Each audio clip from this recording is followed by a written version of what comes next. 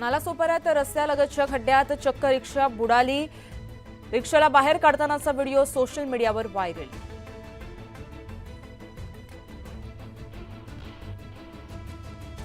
मावळमधील कासारसाई धरणातून 720 क्युसेक्स वेगानं पाण्याचा विसर्ग सुरू।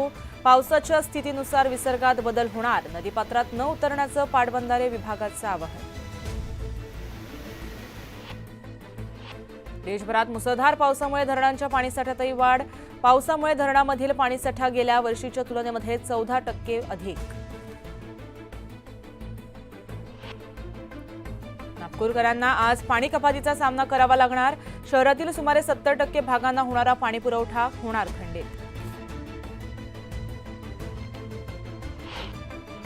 कोल्हापुरात भर दिवसा पिस्तूलचा वापर करून लुटमार करणाऱ्या चौघांना अटक। शाहूपुरी पोलिसांची कारवाई, 32 लाखांचा मुद्देमाल जप्त।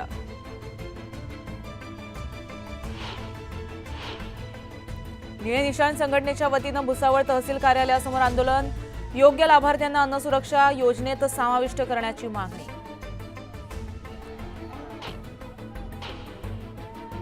सांगलीत शेतीच्या नुकसानीचे पंचनामे करण्यासाठी शेतकऱ्याकडेच पैसे मागितले। प्रहार संघटनेच्या कार्यकर्त्यांकडून पीक विमा अधिकाऱ्याला चांगलाच चोप।